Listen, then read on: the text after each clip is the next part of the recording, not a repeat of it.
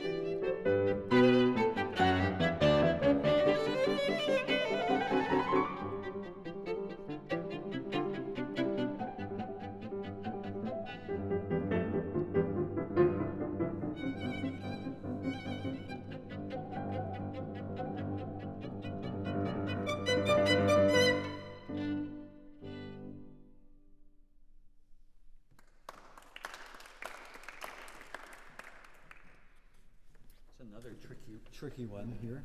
I guess we can play over there. The beginning, it's very difficult to really have all of those 6 or 12 notes over the bar really clear and together. I would avoid thinking of it too much, because then we lose the last 2 or 3.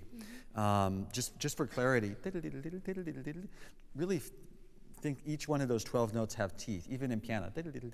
That also helps it to be really together, which is not easy as well. Can we just try the beginning? Just play it once by yourself. To me, it's not completely even. It sounds so you can't have too much time on the first note. Yeah, yeah. Yeah, good. And then relax for the arpeggio. To me, it's a little hectic at the end. There's no hurry here. And I mean, my personal experience is that it's not good to take this movement too fast. Of course, allegro aside, but there's so many little details, so many last-minute crescendos and subitos and accents here and there that if we take it a little too fast, it's really hard to deliver all of that. So I would not that you'd have to play slower, but just so you have the room and also physically the sense you have time to do what you need to do musically. If it gets a little hectic, then all of the details he writes become almost impossible to execute exactly.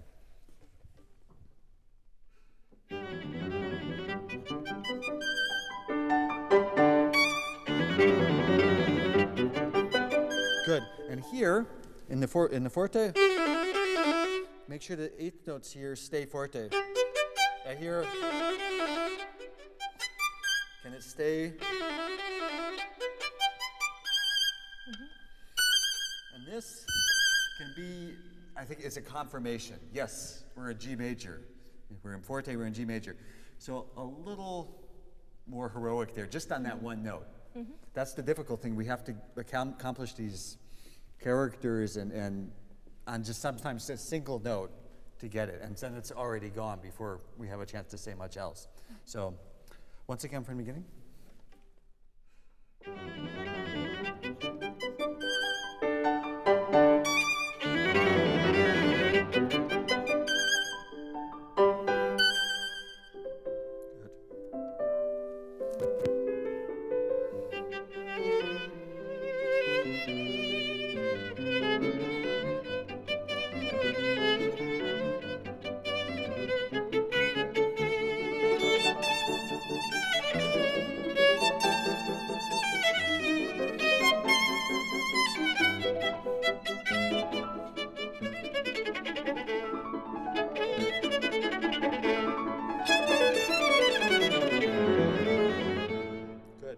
For me, I mean, it's a little slower, but you have a lot more control, also rhythmically, and it's much more together now.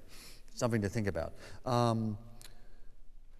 Okay, so there's a little bit of a danger here that things get a little too much from the first beat of the bar. If you listen.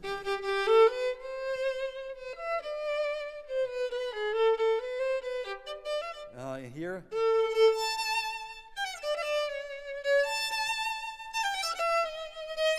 Because we always have a long note on the beginning of the bar.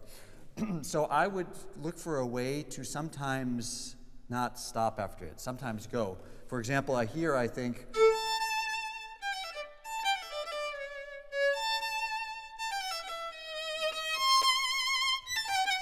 that sometimes we can go through it there. Same thing here. Think the melody is not long note and then fast notes. Better.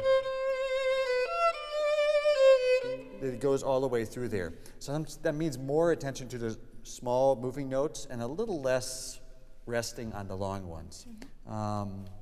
Let's go back, from yeah.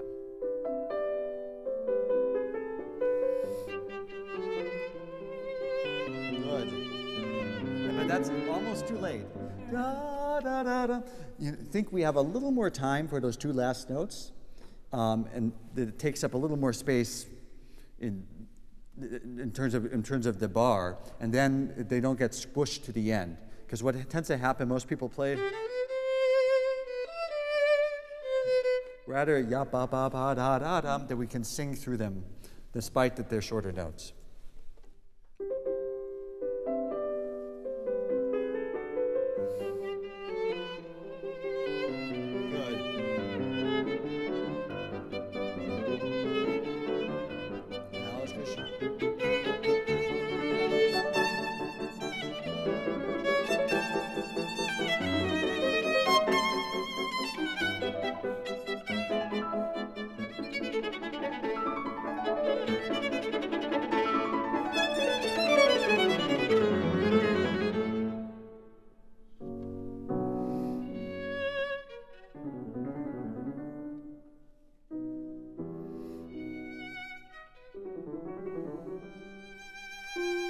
Yeah, good, very good before. Here, these markings are really, it's almost impossible to really do what he asked for. Next page. Yeah, here. The crescendo before that, I don't hear it. You have very little time to do that. So it has to be, you have to use everything in your disposal. Bow, and also vibrato. If we just do, it's already gone. We didn't have the crescendo. So, and then we have room for something to happen. But the bow division and the vibrato have to be perfect so that that actually happens before we go on. Maybe da da da da.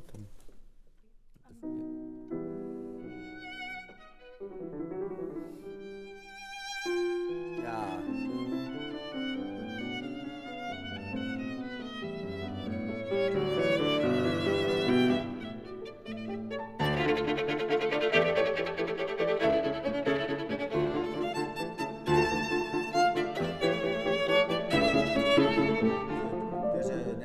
Sforzando on the C sharp, right? Da, da, da, da. That's really weird. And if we don't bring it out and exaggerate it, nobody notices because it's not enough. Then, okay, he's really trying to say something. Otherwise, the natural tendency will be to show the downbeat, also with the down bow. So here, play out a little more of this arpeggio, otherwise it's lost.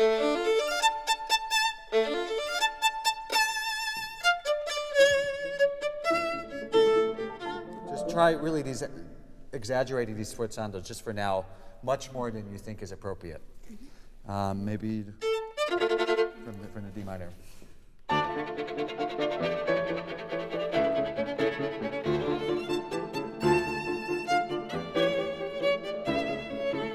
Good, very good. Small detail, but actually not so small. Because of the bow division, you use so much bow on the up bow, it gets a big accent. So you have to do something about it. Either a retake or be careful that it doesn't get that accent just because you use a lot of bow on it. Same place? Good.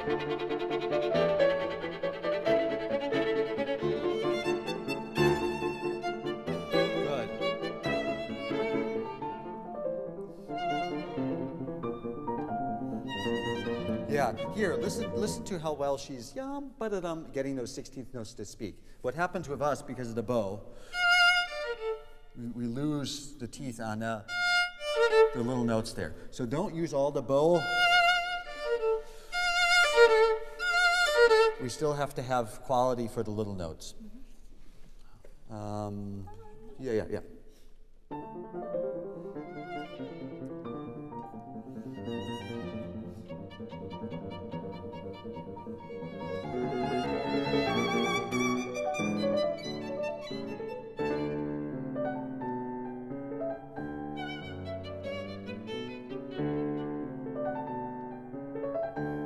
Yeah, to me, this is funnier than you make it.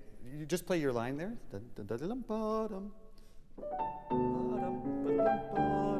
See, that's the classical way is to relax on the resolution. But you come in and step on that resolution. So, yeah.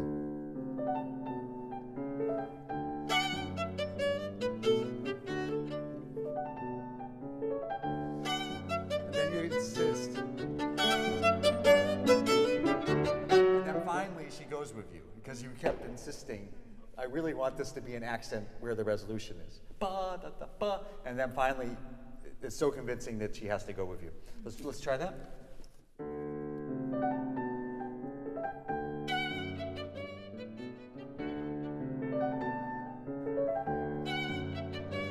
Again.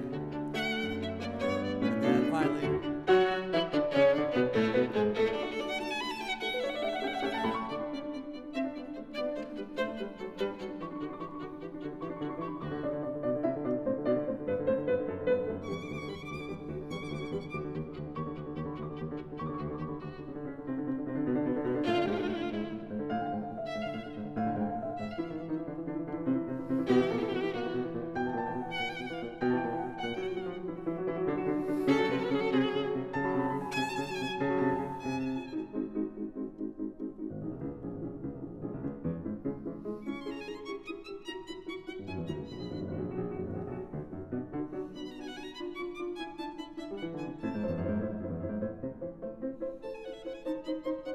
Good.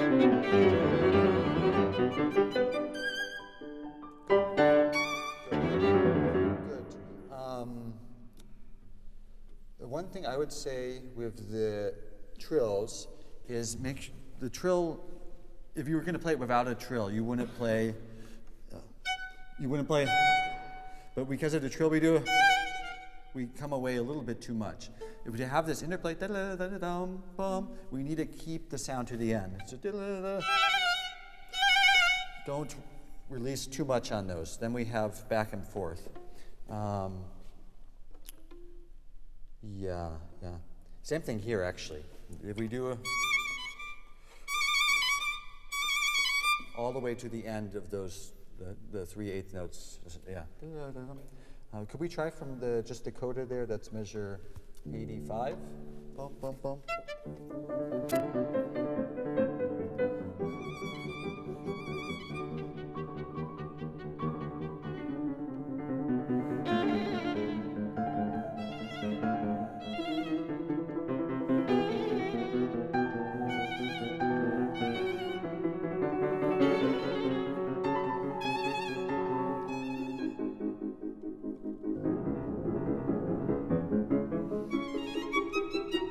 Even here in pianissimo, all 6 notes. Sorry.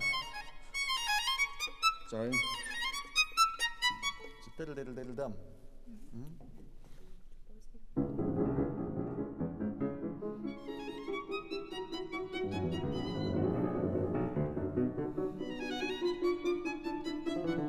Now maybe a little earlier crescendo.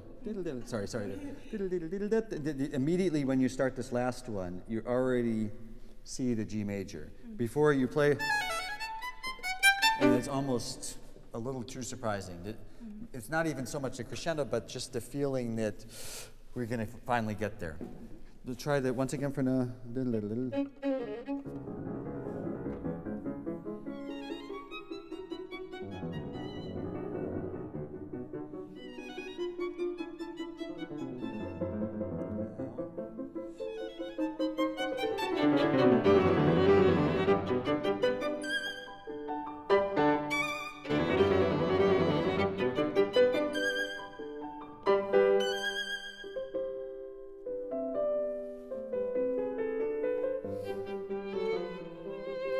I don't hear the subito. It's very difficult to do in tempo, but I think it's worth a try. Also, just sound-wise, if we're too small, even in pianissimo, it's not going to catch. So each one has enough bite that it projects. If we play too, it's a real difference than if you're sitting in the violin section and we're all playing that together in a Beethoven symphony. Of course, we all play as quiet as possible. But here, with the piano and the sonata, we need to project also emotionally, even in the pianissimo. So sometimes that means same volume, but a little more bow, a little more presence in the sound than we would do in another setting. Good. Oh yes, now I remember what I wanted to say. Yum bum. To me, it would be great if that could be right in tempo. So.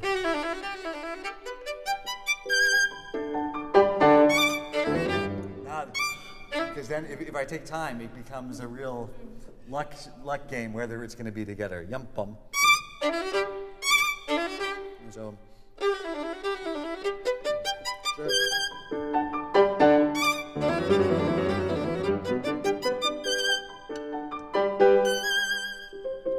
And here, dare to go to the end.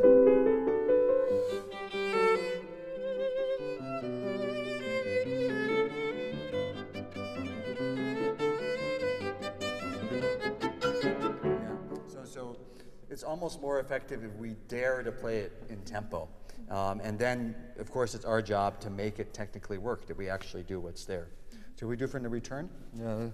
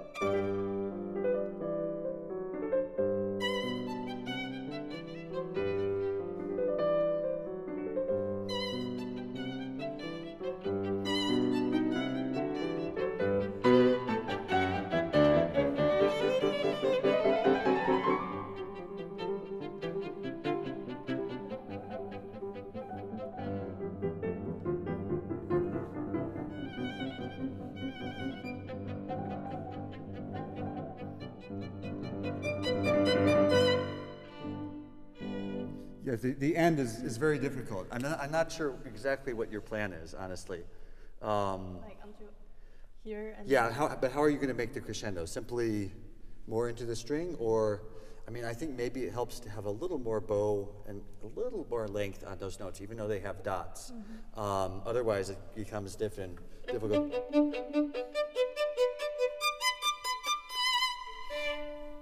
And then the question is whether to try to play that right in tempo or to take lots of time.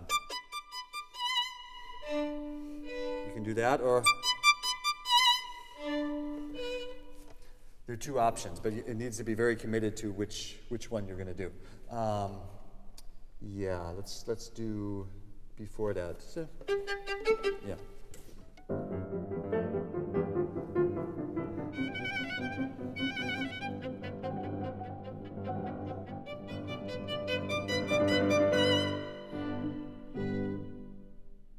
Yeah, that's better. I mean, you want it, again, it's one of these things, like the end of the movement from the Sixth Sonata, that somehow we have to get people to smile at the end of it. And so how is that going to happen, you know? Would be the way to end it, actually. But no, he's not going to make it that easy. So maybe leave it up here rather than letting it fall. Yeah, it's a tricky end. And then that's also the thing with timing. I mean, you have to come to your own viewpoint of this, of whether these extreme dynamics and changes, whether you want to do those in tempo or whether you need to take time for them.